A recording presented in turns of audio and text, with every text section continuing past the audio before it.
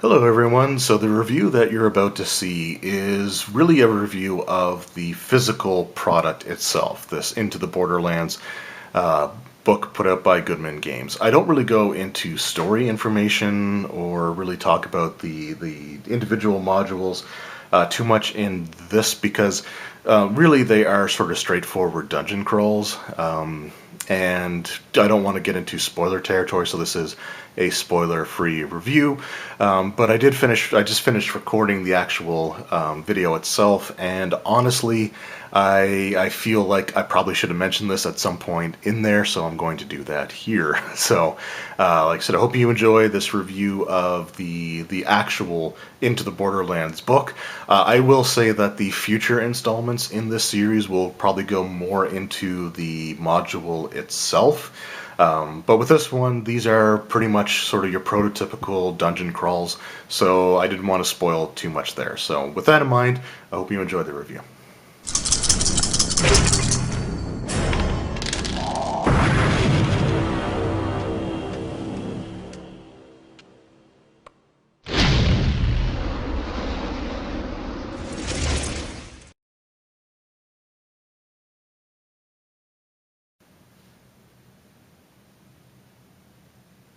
Hello YouTube, Dave here again. Today I'm going to be taking a look at the D&D Into the Borderlands.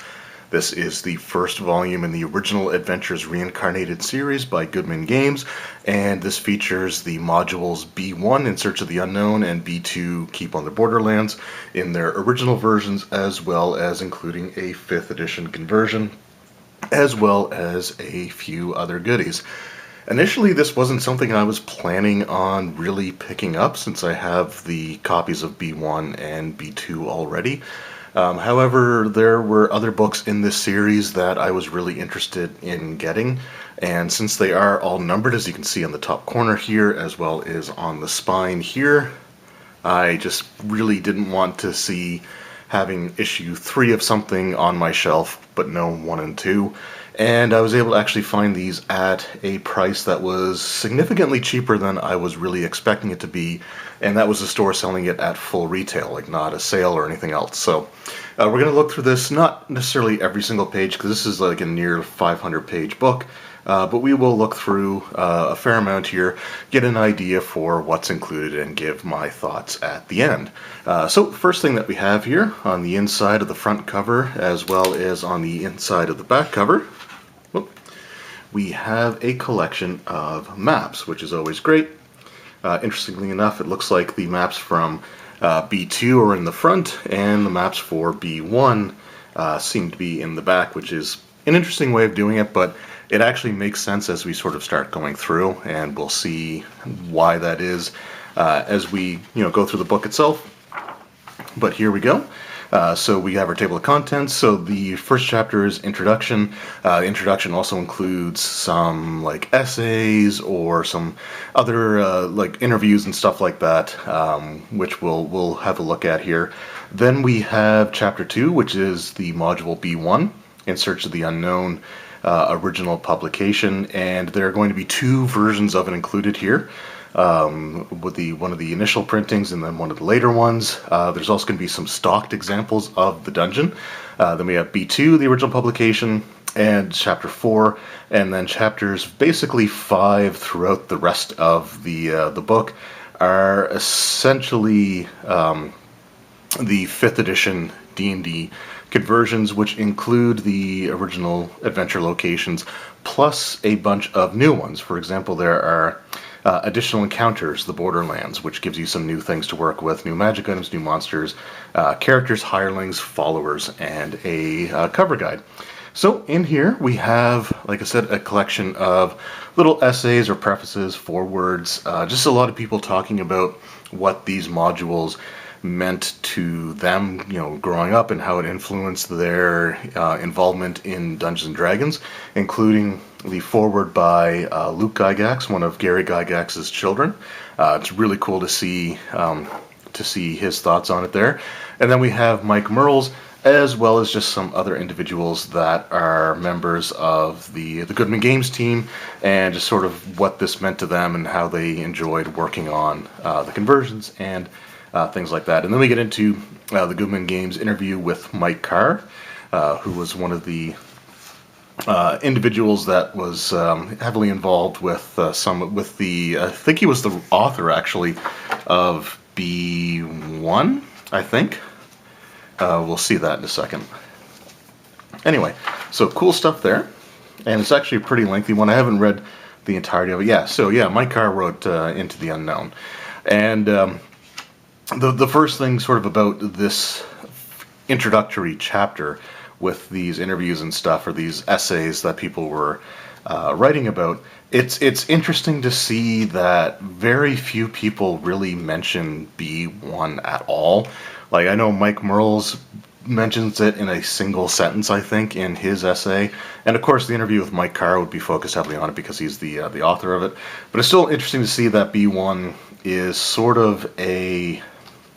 it feels like it takes a back seat, and that's something I've sort of noticed throughout like all of their essays. It just seems to be the underlying thread of, and B2 was obviously this iconic adventure that was the gateway for many people into Dungeons and Dragons, but it always feels like a bit of a shame that B1 just kind of gets left sort of in the shadows of keeping the Borderlands. Just an observation here. Chapter 2, like I said, we have the publications of B1, and this actually includes, it does have a little bit of information here. I do wish that something was done with this part of the page, because there's just a huge section that's completely blank. Like, I know that you don't necessarily need to pad out everything with text, but maybe some artwork would have been kind of cool. Just something, I think, to fill up these spaces. Just seems like a bad use of the page. But what's cool is that this does tell you which versions that they are including. So they have the scans of the 2nd and 6th printings, and it gives you some differences to look out for. So it does tell you to look at pages 6 and 7 between the two different printings to see what the differences are. Essentially what the differences are is one mentions Advanced Dungeons and Dragons, which probably would have been the earlier printing, which was the earlier printing because originally the Eric Holmes basic D&D system was meant to be sort of a transition from OD&D and then steer you towards Advanced Dungeons and Dragons. It wasn't until the Moldvay Cook basic expert rules that it became really its own fully realized rule set, and then of course you have Backme and stuff like that. So with B1 we have the cover, the artwork or the map from the inside cover, and then we just have the module itself in all of its glory. And so the thing about this particular module, which was so interesting, let's just backtrack just a second here. So yeah, so this talks about using it with Advanced Dungeons & Dragons. The later printing won't have that when we get there. But what was interesting about this particular dungeon is it was meant to... It served a couple of different purposes.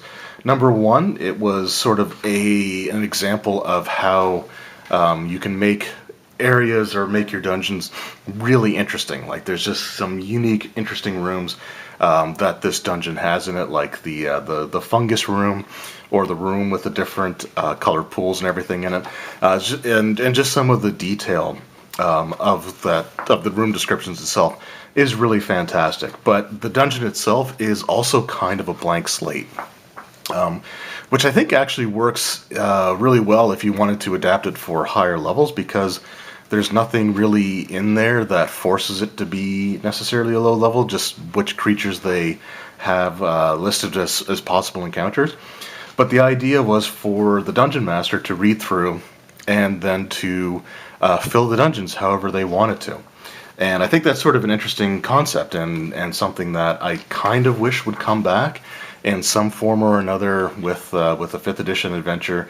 Even if it was just like the first part or the second part of an adventure where they give you a really well-written dungeon with a lot of interesting locations, a lot of cool rooms to explore, an interesting backstory, but then just say, now it's your job to populate the dungeon. And here's a list of encounters from the monster manual, for example, that we think would be a great fit. But it's up to you to determine where these creatures go, or which creatures that you want to use if you wanted to do something a little bit different with it. Here we get into the second printing, which also has the updated cover art. The version of the module that I have is from DM's Guild Print on Demand, and it's based off of like the first or second printing. It's based off one of the earlier printings. So we're just going to go through this really quick, but we will get to page 6. And as you can see, there is no mention of Advanced Dungeons & Dragons in here, because this was coming out, I think, around the time that they were developing it as its own standalone rules. I might be a little bit mistaken as far as the timeline goes on that, so don't quote me exactly when it comes to that. But there we have the different printings. And it is cool that they point out some of the things that are included there, some of the differences to look for. We just have some characters and stuff included here. And that is the end of that. And then the next chapter is just several different people statting out or assigning encounters to the various rooms. So I think there's 3 different people here. Chris Doyle, Michael Curtis, and Tim Wadzinski. Hope I said that right. And it's just so 3 different people filled out the dungeon, filled the dungeon rooms with encounters, and they have are all different takes for it. Each one has a little write-up on what their justifications or what some of the things were that they were considering when going through and doing this. So this again is just a great example of how to stock the dungeon yourself if you wanted to. And we got several different people there with their lists. And I think something like this is actually really cool because it can be kind of intimidating, I think, especially if you're newer to running games, like to being a dungeon master, to just see like, okay, well, here's this dungeon, but you have no idea like what encounters to put where. So these are great templates to go off of here. And then we have Keep on the Borderlands. Again, we've got just the big blank area, which is kind of ugly.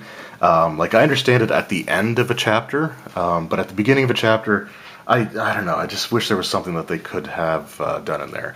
I should mention that I do also have the second and third volumes, so I have all 3 books that are out at the time that I'm recording this, but I haven't really looked through them too thoroughly yet, so I don't know if they've made better use of this kind of page here. But it does tell you some things to look for. For example, so the printings that they give here, let's see, published 2 different formats, the Minotaur. Let's just second here. It was B2 was published 2 different formats. The interior art changed considerably. The first 3 printings, the second printing added 2 illustrations that weren't present. Maybe this one doesn't tell you which. Oh no, second and fourth. There we go. It's right at the very end there. So it does mention that the Minotaur art is different, so we'll have to try to keep that in mind as we go through. But again, we've got the scans here with the outside cover, the inside cover, and then we got the module itself, because remember back in those days, the covers of the modules actually weren't attached to the booklets themselves, and they were used like separately for the maps and everything. Now this was the adventure that most people, I shouldn't say most people, but a lot of people began their D&D journey with this module. This was included in the I want to say it was included in practically every version of the Mold Vey D&D Basic. I could be wrong on that. I don't know the exact publication history. I don't know if maybe the first one might have had B1, but I think B2 was the pack-in adventure with that box set. Also, this version of this book comes with a sort of ribbon bookmark, which is kind of neat. Although the ends feel a little bit too long because they stick out kind of noticeably. But let's find that Minotaur art.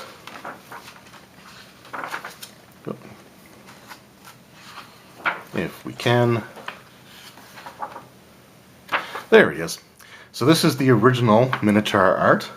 I can't remember what version of the art my copies of B2 have. I'll have to check that out and hopefully mention that in a future video. I like the Sturge art there too. I don't know. There's just something about It almost looks like he's trying to flex, and he's just got this like grin on his face. I don't know. I love it. I'm not gonna lie. I love it. There's a few more pages there we skip past, but we're just gonna move on to finding that other Minotaur art, and you can kind of see how it changed. I want to say that I have one of the earlier printings, because I remember that Minotaur as we saw it earlier. But let's just see what we can find here. If I was smart, I would have made a note of what page in the module that original art was on. But we'll get there. No, there we go. Yeah, that's, I don't know. I mean, I guess technically this is a better done piece of art, but I really like that other Minotaur. I don't know why. There's just something about it. I don't know if I can find it again super easy. There we go. There's something about that one that I really enjoy. I don't know. This is the one I prefer the most, but I mean that's not terrible either. Keep on the Borderlands. This is an adventure that I've never actually been able to go all the way through, and I really want to one of these days, and I would honestly love to experience it as a player, which is one of the reasons why I've never really read the module fully cover to cover yet, because I don't want to spoil too much, because you know I'm hoping against hope that I might actually get to go through it, but you know, well, you never know. But that's it for the original printings. So we're about 182 pages in, and now we're getting into the 5th edition information here. So we have advice for dungeon masters. So we have the basics of adventuring on the Borderlands. So it just gives you some introductory information, some things to expect, or some things to sort of understand how to DM, for example. Then we have preparation for use of the B1 module, and it actually gives you a lot of really great information here. This is actually a really good section, and something that I think would help inexperienced DMs quite a bit, actually. And then we got the notes for the Dungeon Master for B2, preparation for use of the module B2, designing floor plans in B2, how to become or how to be an effective Dungeon Master. There's actually a lot of really great advice in here. Discusses things like the passage of time within the game, designing encounters, which is great for populating or for dealing with module B1, and then just some advice for players as well. So there's just a lot of great information here, and then we get into B1 itself. So yeah, we have got some encounter charts. And then we have the dungeon itself with all their room explanations, and it does give some NPCs, like it does place some NPCs in here, but looking through, I don't think it's actually placing encounters, so I think that's something that you still have to do yourself, which is why they included the adventure or encounter design information, which, I mean, admittedly, the encounter design guidelines for 5th edition are a little weak overall, but it's a great starting place for beginners, for people that don't have decades of experience doing it. Not saying that that makes me better or anything, but it's just you have more of a natural feel for what types of encounters work with the level ranges that you're dealing with when you've been doing it for longer. And there's nothing, like, everyone starts somewhere, and the fact that it actually includes that advice and information is really great for those that are picking this up maybe for the first time, or they haven't had a lot of experience, and this is a great resource. And yeah, I just really overall I'm sort of impressed with the way that they put this together. We got the different pools, the pool room. Just gonna skip ahead a little bit here.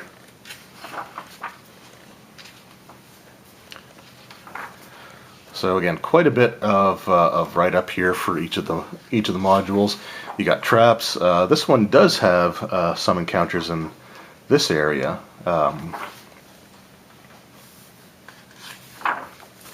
then we've got 5e monster table. So A few of the rooms, I guess, do have some encounters. It looks like that was just sort of the last area of the game, and it was more like a trap actually that it looked like the players may have fell into a pit that had skeleton stuff in it. But here you have your encounters that you can use to populate your dungeon, which is fantastic, and you get again quite a bit of information there. Treasure tables to work with, a lot of great stuff. So coins, potions, spell scrolls, and a few +1 weapons that you can throw at your players. And then we get into Keep on the Borderlands, which again is just a straight up conversion of the classic module there. Of course, this one had areas sort of populated to begin with. So just sort of go through. I actually like a lot of the artwork in here too. It's kind of cool to see some of the, just the bugbears sitting there, cooking meat. I don't know, I like the art design in here. You got a Minotaur goring someone. It's modern art, but it feels like it fits really well with the older style. It's not the sketch style that we've seen with the older ones, but it still seems to work really, really well. Oh. And so actually I skipped past the end of the module, but here we have the additional encounters. So these are some new areas that you can use if you are looking to run any of these modules in your own game. And it gives you a few decent areas to work with too. So there's some great stuff here, and you can sort of build a lengthier campaign, I guess, than you could maybe with just the modules by themselves. One of the interesting things about this, and one of the questions that I sort of had was what the level range was supposed to be, because in the old school D&D stuff, this was levels 1 through 3, but it took a lot of experience points to get to level 3, compared to 5th edition, where it takes less experience to reach level 3 than it took any other edition, any character in any other edition to reach level 2. There was some encounter design information for up to 5th level, so I'm assuming that's sort of their way of getting around that by just simply having the level range for the players be a bit higher. I'm not sure I really like that necessarily, but if they don't reach 5th level until the very end, then it shouldn't unbalance things too much, but having access to stuff like Fireball or Lightning Bolt, going into stuff like the Cave of Chaos. I don't know, I just feel like that the game wasn't, the original module wasn't designed for that. But as long as you hold off, or they can hold off on getting 5th until they've pretty much gone through the bulk of it, you should be okay. In general, I just like longer progressions anyway.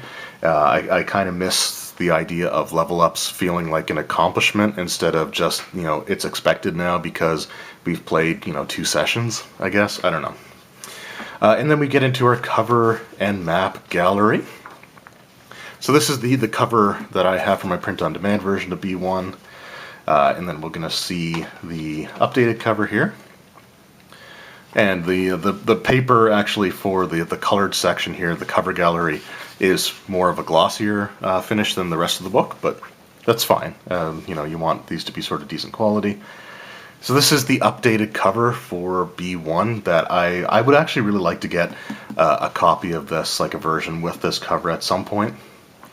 And then we have B2, which really the only differences seems to be that it got a little bit lighter in coloration from one printing to the next. Other than that, it stayed pretty much the same. And then we got our maps from both the modules. And then we just have some advertisements for other Goodman game stuff, and then of course we have the B1 maps there.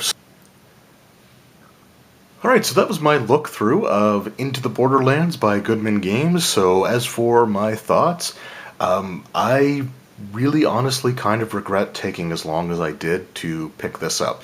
The biggest thing for me was always just the price point, which it's a $50 US book. Like that's the US retail price for this.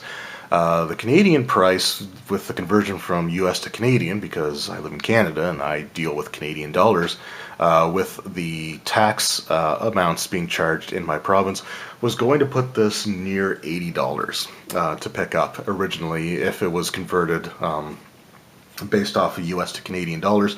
However, one of the game stores in my area was only charging $60 for it. So instead of it being around a $75 book plus tax, they were only charging $60, and they were only charging, the federal portion of our sales tax, which meant that this only cost me $63 taxes in, which is less than the cover price pre-tax of any other 5th edition D&D book currently being produced today, with the exception of like the core rule books maybe, and the Tyranny of Dragons individual covers or individual books. But so the fact that I was able to get this for cheaper than another 5th edition D&D book was the thing that really pushed this over the edge for me, and decided that, yeah, I want to get this. As someone who has an interest in the history of the D&D game, this book is awesome. I love reading the essays. I love reading like the forewords, the interview, and I like seeing the original modules combined with the 5th edition updates. And I love that idea. I will say, though, that having 2 complete printings of each of the modules feels a little bit excessive.